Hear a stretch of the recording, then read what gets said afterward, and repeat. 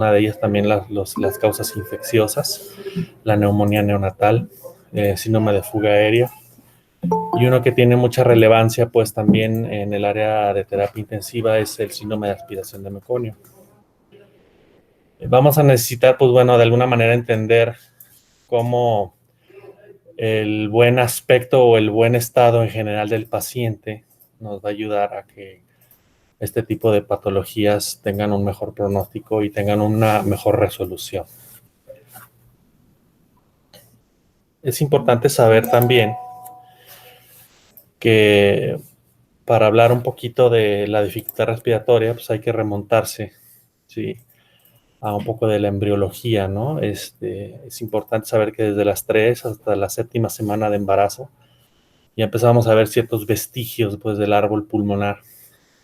Y esto en concordancia, pues, a la edad de gestación que pueda tener un paciente en el momento que nace. Si ustedes se fijan, pues, bueno, podemos ver si este paciente tiene una mayor producción de surfactante, que es un tema importante de la plática de hoy, ¿sí? Pues si ustedes se fijan, desde la 3ª semana ya hay un desarrollo de las vías aéreas mayores, hablando de la tráquea. Hacia la 7 y 17ª semana, ¿sí?, ya puede haber una circulación pulmonar, un desarrollo del árbol bronquial, ¿sí?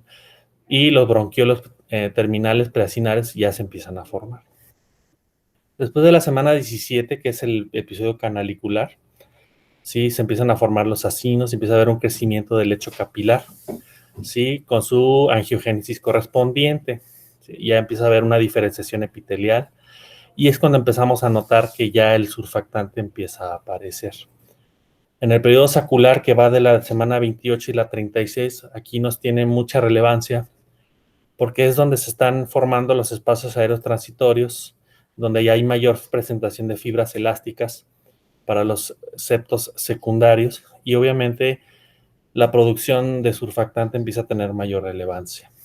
En la fase alveolar, que es de la semana 36 hasta los 2 o 3 años de vida, ya hablando de un niño que ya nació, obviamente, hay aparición de septos secundarios, formación de alvéolos en su mayoría, y la maduración microvascular, que se da desde el momento en que nace hasta los 3 años de vida. De ahí, pues, tiene importante relevancia, hablando, pues, de un paciente que pudo haber estado en terapia intensiva por algún problema de dificultad respiratoria y que se haya tenido que utilizar oxígeno en gran medida. Pues, obviamente, la utilización del oxígeno va a repercutir, pues, hasta los 3 años de vida, hasta los 8 años de vida, ¿sí?, generando cierta dependencia o cierto proceso inflamatorio que queda, pues, después de una fase intensiva al momento en que nació ese paciente.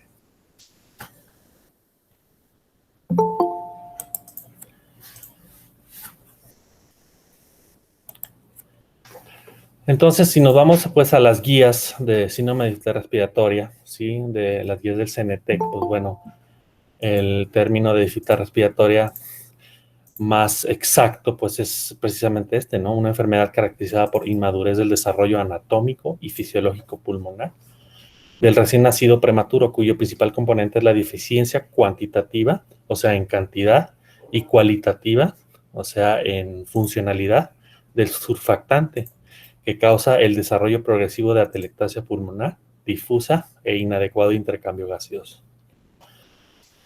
Si nos remontamos a la definición, podemos ver ahí un término de atelectasia.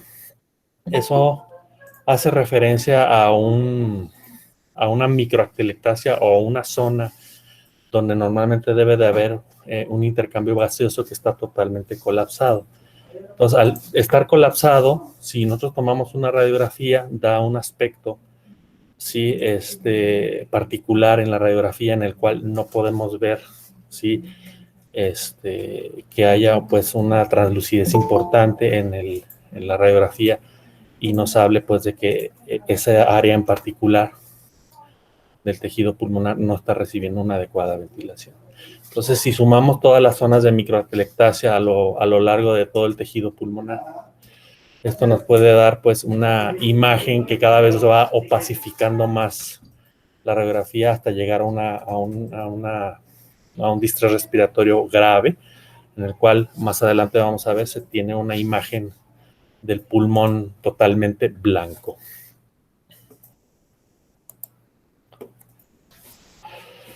¿Por qué se llama membrana hialina? Bueno, es un término que se acuñaba previamente, sí, a esta patología, y era porque a nivel microscópico había una evidencia de membranas hialinas. Y eso, pues, antes se pensaba que era una lesión característica del síndrome de dificultad respiratoria.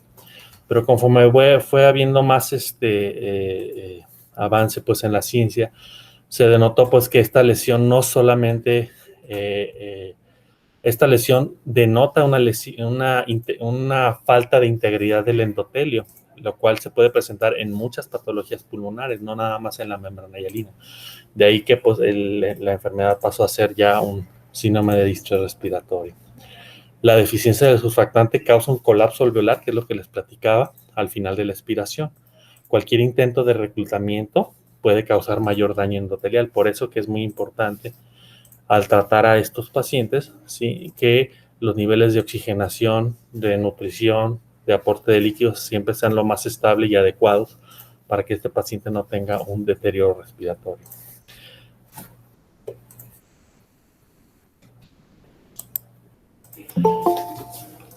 Si pueden ver, bueno, aquí en términos prácticos, pues nada más remontándonos a lo que son la bibliografía, pues vamos a ver, pues bueno, las propiedades proteicas y obviamente grasas del surfactante, ¿sí?, en la cual tenemos una fosfatidilcolina en su mayoría hasta el 50%,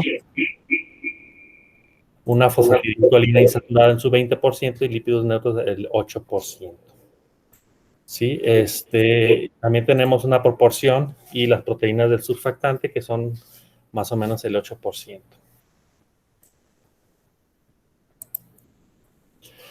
Los factores de riesgo, pues obviamente el más obvio, sí, va a ser la presencia de prematurez, obviamente una falta de madurez integral e importantemente del tejido pulmonar nos va a dar una mayor incidencia, pues, del síndrome de distrés respiratorio. De ahí que, pues bueno, la prematurez o la edad gestacional va directamente en proporción a la enfermedad de membrana hialina o al síndrome de distrés respiratorio.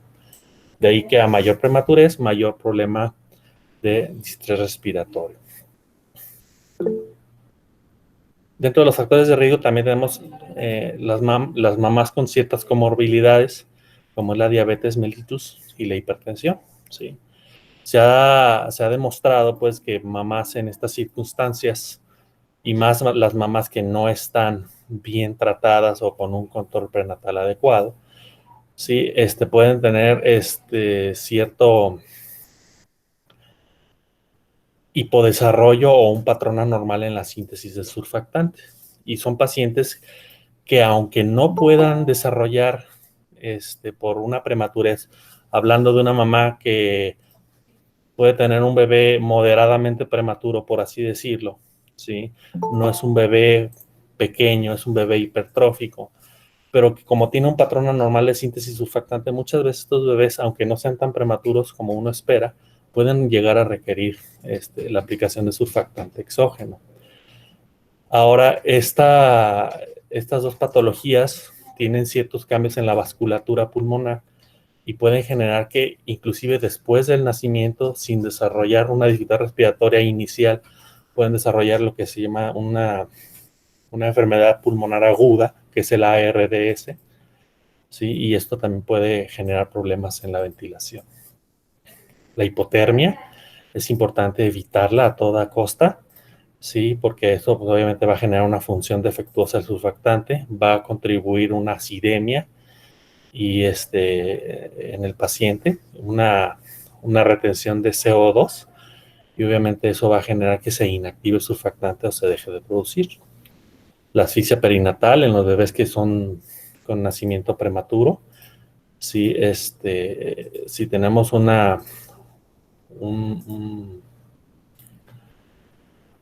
proceso asfíctico al momento del nacimiento, pues bueno, puede generar una perfusión reducida en los capilares pulmonares y puede haber un efecto retrógrado y generar, pues, un problema respiratorio de más difícil control, ¿sí? Los pacientes con sexo masculino obviamente Se ha demostrado pues, que la relación lecitina, zinc y mielina, ¿sí? Generado por un efecto androgénico, ¿sí? Puede ser la causa o el porqué, ¿sí? La enfermedad de membrana hialina es más frecuente en el sexo masculino. El nacimiento por vía abdominal, fíjate, curiosamente, los pacientes que nacen entre la semana 37 y 38 tienen un incremento importante de la incidencia del síndrome de distrés respiratorio, ser un segundo gemelo también.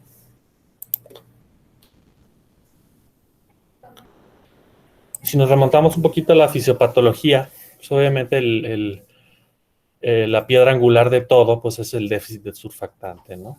Y te genera una disminución de la tensión superficial, lo cual genera un colapso alveolar, dando una imagen de atelectasia radiográficamente. Hay una alteración de la ventilación-perfusión, obviamente el oxígeno que estamos respirando o que está respirando ese bebé no perfunde pues a donde tiene que perfundir y obviamente puede generar una hipoxemia de diferente grado. Eso conlleva una acidosis, mayor hiperperfusión. El cuerpo reacciona y hay un incremento de permeabilidad vascular y un edema pulmonar. Entonces, todo se vuelve como un círculo vicioso en el momento en que una membrana hialina o un síndrome de distrés respiratorio no se trata de forma adecuada. Es importante saber, pues, bueno, la explicación, ¿sí? De la reserva de los fosfolípidos. Un bebé que nace a término puede tener una reserva bastante importante, hasta 100 miligramos por kilogramo de peso. De ahí que un recién nacido prematuro pues puede ser de 25 miligramos por kilo o hasta menos, hasta 5 miligramos por kilo de peso. Muchas veces he recibido esta pregunta, ¿cómo un bebé, ¿sí? Nació prematuro, digamos, de 32, 33 semanas de gestación, pero al momento de nacer no desarrolló ningún tipo de dificultad respiratoria, ¿de acuerdo? Pero conforme pasa el tiempo, sí, empezamos a ver que ese paciente empieza con cierta retracción o una respiración un poquito dificultosa y pues bueno, la explicación es esta, ¿sí? La reserva de fosfolípidos es disminuida en un niño pretérmino. Entonces esto explica la razón por la cual algunos bebés tienen una buena función respiratoria inicial y conforme pasa el tiempo desarrollan dificultad respiratoria. De ahí, pues, bueno, las características y las indicaciones del tratamiento en ciertos pacientes en particular. En este punto, sí, es cuando un paciente inicialmente no tiene dificultad respiratoria y posteriormente la desarrolla, ahí es donde la terapia de reemplazo con surfactante tiene suma importancia, porque si no, va a existir un deterioro subsecuente del paciente y pues, ahora sí, como dicen las malas lenguas, si el paciente se queja, sí, es un paciente que nos deja, entonces tiene que darse un tratamiento adecuado en el momento.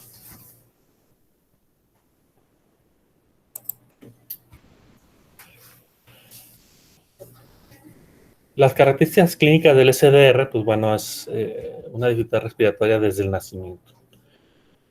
Puede ser desde moderada a severa y un tratamiento adecuado y en fases tempranas puede ser hacer la gran diferencia en cuanto al pronóstico del problema de este paciente. Bueno, las imágenes radiográficas clásicas del síndrome de distrés respiratorio, que ahorita las vamos a discutir. Y obviamente si tenemos una hipoxemia presente, pues en una gasometría. Puede ser gasometría de cordón o una gasometría subsecuente.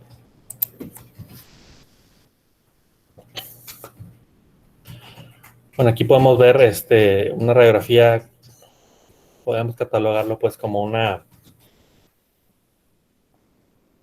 de segundo grado, ¿sí? Cuarto grado siendo un pulmón totalmente blanco. Podemos ver incremento de la trama vascular, discreto broncograma, ¿sí? Pero el volumen pulmonar pues aún está respetado. Podemos ver también los catéteres que están aquí, y lo que es el tubo endotraqueal. Estas son otras fases. Aquí está segundo, tercer grado, que es más o menos la anterior, y esta es el cuarto grado, que es prácticamente un pulmón totalmente blanco. Esta imagen así opaca total, ¿sí? Esto corresponde pues, a que hay una hay múltiples zonas de atelectasias, ¿sí? Atelectasias microscópicas que nos dan al momento de tomar una radiografía, pues obviamente no hay aire, ¿sí? Que aquí esté haciendo su función, es prácticamente pulmón colapsado.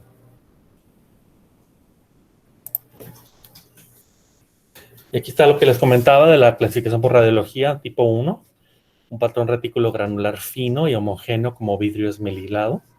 Tipo 2 es básicamente el anterior, pero un poquito más denso, con un broncograma aéreo más visible. Tipo 3, una opacificación alveolar difusa y menor volumen pulmonar. Y la tipo 4 es la que les vengo comentando, que es el pulmón blanco. ¿Sí? Es la ausencia prácticamente de la totalidad del aire en el parénquima pulmonar, cuya densidad no se distingue de la silueta cardíaca.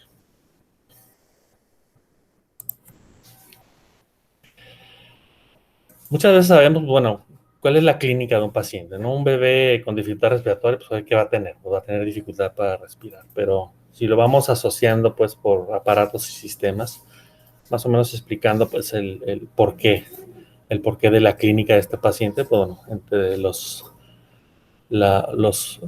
problemas respiratorios, el más importante es el quejido, y muchas veces preguntamos, ¿qué es el quejido? Ese ruido constante que tiene al momento de respirar, pues no es nada más que una fuga de ese aire por una glotis parcialmente cerrada, y es un intento del bebé por incrementar su capacidad residual funcional.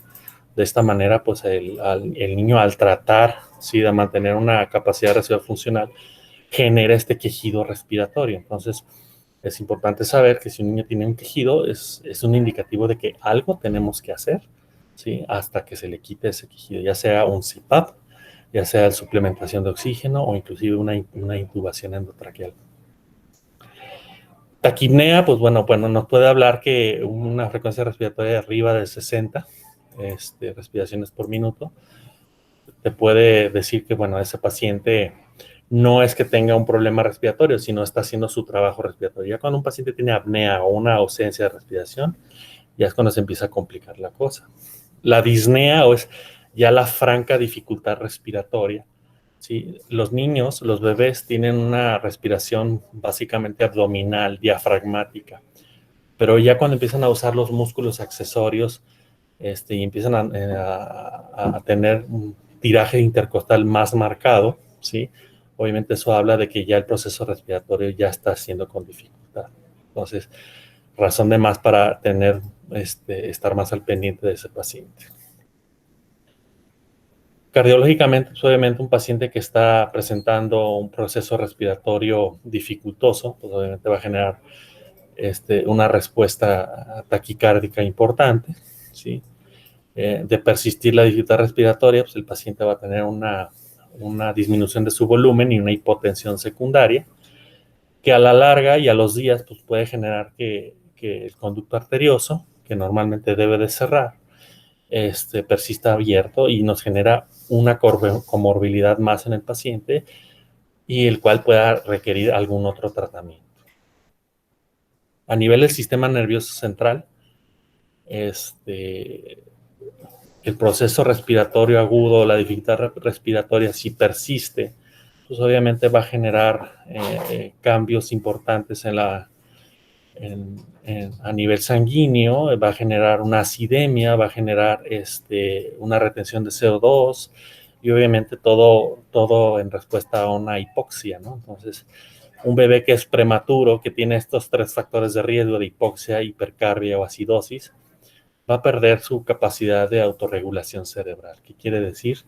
Obviamente el cerebro tiene un sistema de regulación, regula el flujo, ¿sí?, sanguíneo que llega al tejido encefálico, y obviamente si se pierde esa regulación, ¿sí?, incrementa el riesgo de hemorragia intraventricular, que es que están viendo acá. Y más en los niños prematuros. Obviamente, entre más prematuro sea un bebé, el riesgo de hemorragia intraventricular es mucho mayor. Hablando de condiciones renales, obviamente, si hay una hipoxia, una acidemia, sí, también puede repercutir a nivel renal y puede haber una disminución de la filtración glomerular. Sí, inicialmente una disminución en la excreción del sodio con una hipernatremia inicial en los pacientes. Hablando del gastrointestinal, obviamente una disminución de la oxemia, ¿sí? A nivel generalizado va a generar un ilio o básicamente una parálisis intestinal, una disminución del vaciamiento gástrico. De hecho, un indicativo de que el paciente va mejor, ¿sí? Y tiene una mejor oxigenación es precisamente la aparición de los ruidos intestinales y el paciente tiene una evacuación espontánea.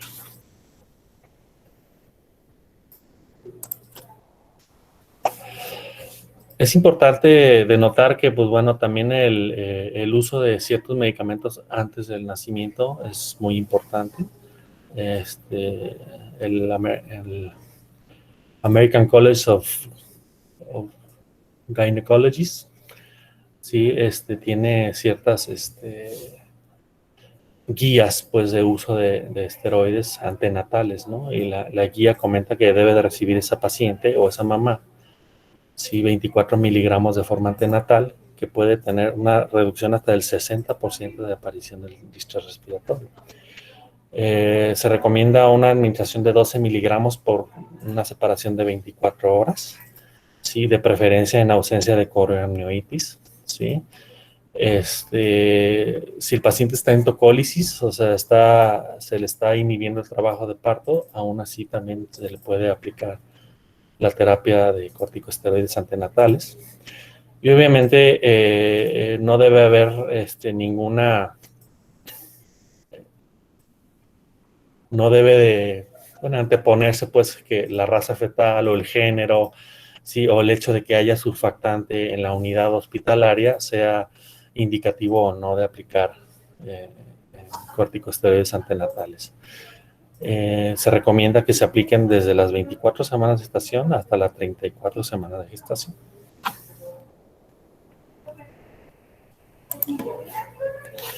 En cuanto a la terapia de reemplazo, sí, muchas unidades hospitalarias, pues de primero a segundo nivel, pues pueden no tener estos tratamientos. Afortunadamente aquí en el hospital sí los tenemos. Y cuándo aplicar el factor surfactante, pues ahorita lo vamos a discutir más adelante, pero básicamente son dos, ¿sí? Es el Veractant o el Survanta, que la dosis es de 4 mililitros por kilo, ¿sí? Es un poquito más de volumen, tiene ciertas indicaciones, generalmente los usamos en los niños que son un poco más grandes o que tienen una dificultad respiratoria secundaria o con el antecedente de una mamá con diabetes, ¿sí? Y aquí en el hospital tenemos el Poractant Alfa o el Curosurf, que afortunadamente tiene un menor volumen y la dosis es de 2.5 mililitros por kilo o a 200 miligramos por kilo de dosis total para la primera dosis y 100 miligramos por kilo, de ser necesario, ¿sí? En una segunda dosis. Obviamente estos medicamentos se aplican de forma intratraqueal.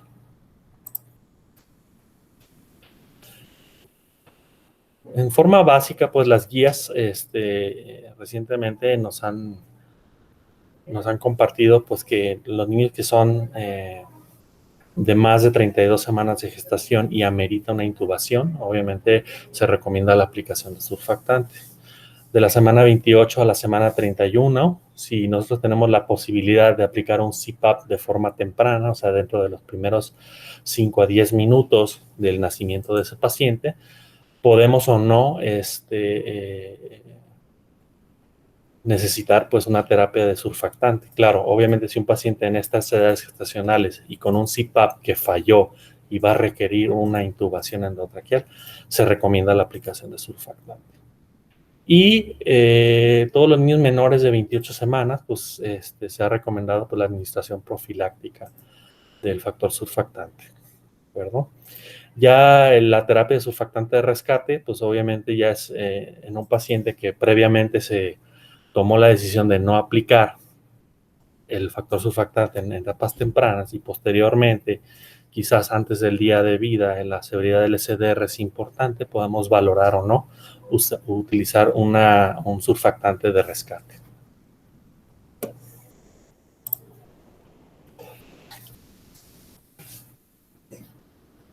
La piedra angular del tratamiento pues, de la dificultad respiratoria es obviamente la terapia ventilatoria. El CPAP temprano es un término importante recientemente. Y mantener una adecuada oxigenación con el mínimo de oxígeno suficiente para mantener una presión arterial de oxígeno entre 50 y 60 milímetros de mercurio. Es muy importante también prevenir cualquier falta o disminución de la oxemia intraparto, prevención de asfixia intraparto, siempre tener un aporte suficiente de líquidos y de glucosa y una nutrición parenteral temprana. Es muy importante esto para tener una adecuada recuperación del paciente, ¿sí? Estimulación enteral temprana, ¿sí? Muchas veces, bueno, es uno de los grandes beneficios que tenemos de la nutrición parenteral, que hemos podido, pues, de alguna manera prolongar el ayuno de ser necesario, pero se ha demostrado que la estimulación temprana, mililitros, poquita comida que se les dé, inclusive dentro de los primeros días de vida, pueden beneficiar, pues, a un mejor pronóstico en este paciente. Es muy importante tener en consideración este aparatito que se ha llamado reanimador en T, ¿sí?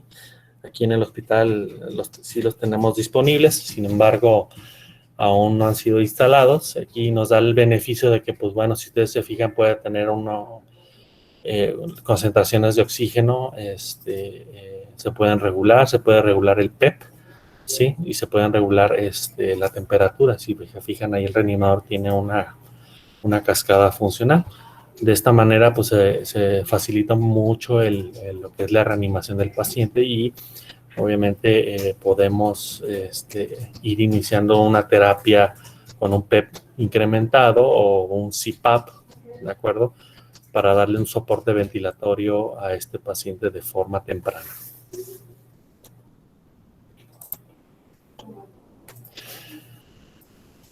Hablando un poquito de taquipnea transitoria, pues es la contraparte de la dificultad. Ambos generan dificultad respiratoria, pero bueno,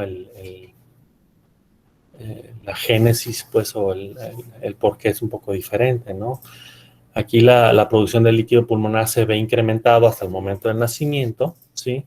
Y el líquido pasa de la microcirculación a través del intersticio a los espacios aéreos potenciales del pulmón, lo cual genera pues, que ese paciente tenga que tener un incremento del trabajo respiratorio para poder desechar o para poder eliminar ese líquido del intersticio. Entonces, mientras eso sucede, el niño necesita un soporte ventilatorio, oxígeno suplementario, CPAP y en algunos casos raros, también ventilación. Pacientes con taquipnea transitoria que pueden llegar a requerir ventilación por algunas 24 o 48 horas.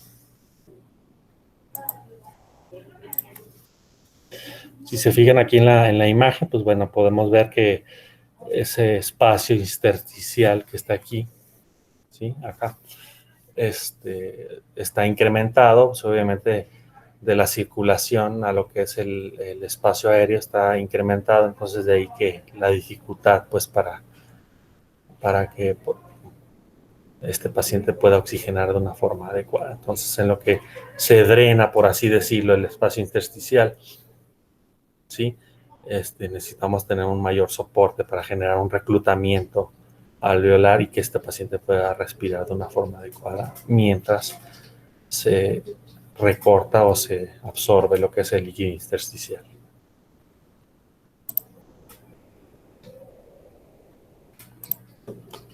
Nuevamente, pues bueno, es otra imagen, cuáles los receptores de sodio y potasio, ¿sí? En donde se puede ver un dibujo aquí, los compartimientos de los líquidos del pulmón del bebé, ¿sí? En donde se puede denostar pues el epitelio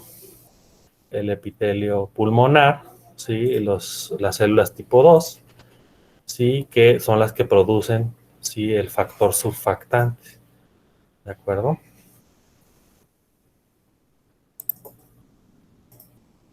Inicialmente, por Avery, se denominó también como el pulmón húmedo, que es lo que les decía al principio, un distrés respiratorio inexplicable, una taquipnea neonatal, ¿sí? O un síndrome de distrés respiratorio tipo 2, que eran términos acuñados previamente. o más recientemente la famosa maladaptación pulmonar. La frecuencia respiratoria debe ser mayor de 60 respiraciones por minuto dentro de las primeras 6 horas de vida y pueden requerir oxígeno suplementario de 24 hasta 72 horas después del nacimiento. Los factores de riesgo, un poco los mismos pues de lo que es la dificultad respiratoria en prematuros, también la diabetes mellitus, las mamás asmáticas también pueden contribuir a un incremento de la taquimia transitoria, el antecedente de tabaquismo, administración de abundantes líquidos, sedación materna, ruptura prematura de membranas, el hecho de no tener trabajo de parto o un trabajo de parto precipitado. En los recién nacidos, los factores de riesgo es la macrosomía, los niños, el género masculino, el embarazo gemelar, ¿sí? Los nacimientos a término o cercano al término y una calificación de Apgar menor de 7. Esto es nuevamente algo que ya habíamos visto.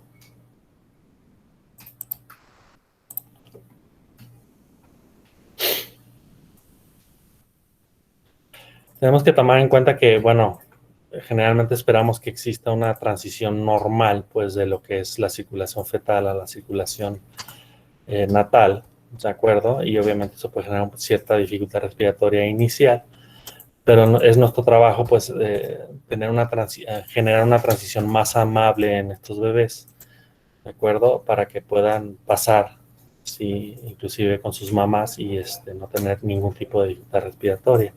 Obviamente aquí están los factores de riesgo, ¿sí? La diabetes materna, la macrosomía, el hecho de nacer por cesárea, sexo masculino, asma materno, todos estos son factores de riesgo que pueden contribuir a la presencia o no de una taquimia transitoria del recién nacido.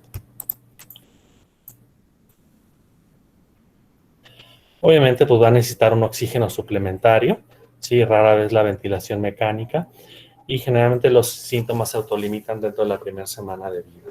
Obviamente siempre hay que tener en el cuidado pues de descartar otras comorbilidades como un distrés respiratorio, como una aspiración meconial, como un proceso de neumonía neonatal, que también pues obviamente inicialmente se pueden portar como una taquimia transitoria, pero eventualmente van a requerir otro tipo de manejo.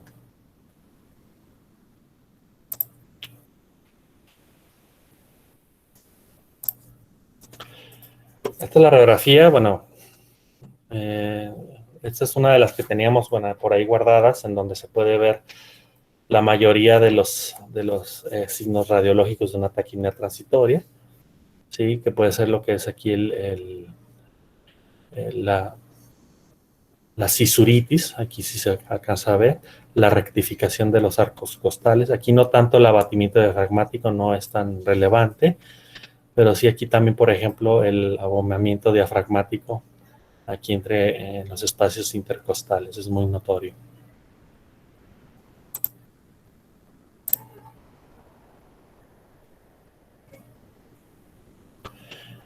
Entonces, bueno, causas de taquimia como tal, sí, obviamente la taquimia transitoria, pero tenemos que estar al pendiente, como les digo, de otras comorbilidades que en algún momento pueden saltar y cambiarnos el diagnóstico, los síntomas de aspiración, la neumonía, malformaciones congénitas o la enfermedad de distrés respiratorio, edema pulmonar y muy importante, la fuga aérea, los neumotórax. Entonces, estos son fenómenos que necesitamos resolver, ¿sí? O descartar antes de pensar que un paciente pueda tener una taquimia transitoria.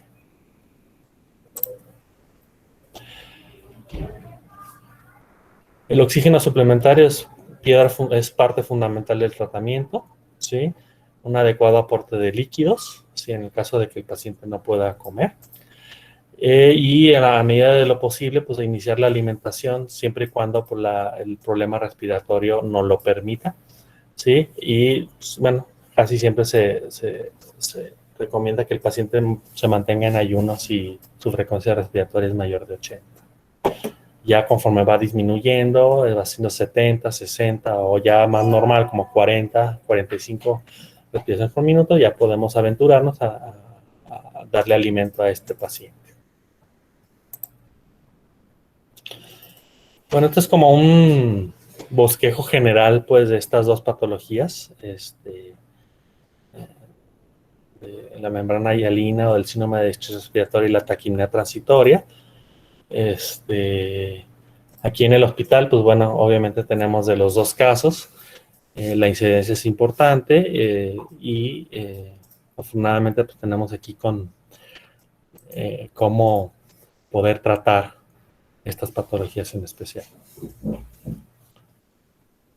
Muy bien, muchas gracias.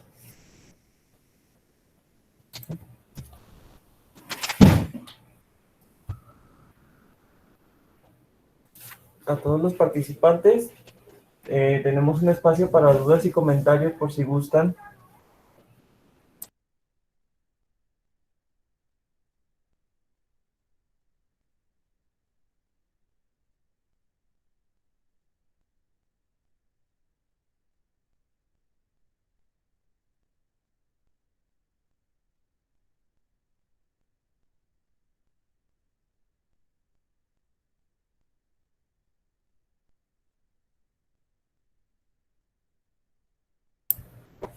Bueno, pues si no hay dudas ni comentarios, agradecemos a todos los participantes de esta sesión académica con el doctor Medina Jackson.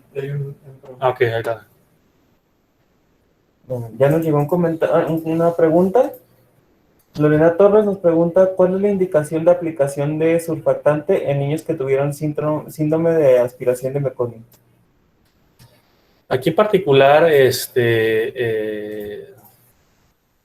sí se han hecho aplicaciones de surfactante en pacientes con clínica correspondiente a un síndrome de aspiración de mecónico, con la intención de hacer un lavado bronquial y retirar las partículas que en algún momento van a ser proinflamatorias del lecho pulmonar.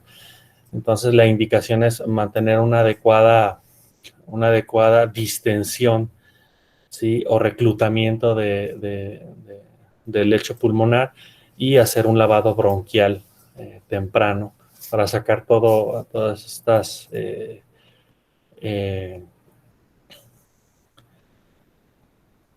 ¿cómo se puede decir? Sustancias que pues, en algún momento van a generar un proceso inflamatorio irreversible, ¿no? Los pacientes con síndrome de aspiración de meconio inicialmente pueden requerir una ventilación amable, pero conforme van empeorando, pues el soporte ventilatorio tiene que irse incrementando y la aplicación de surfactante tiende mucho a disminuir la necesidad de una ventilación agresiva en estos pacientes.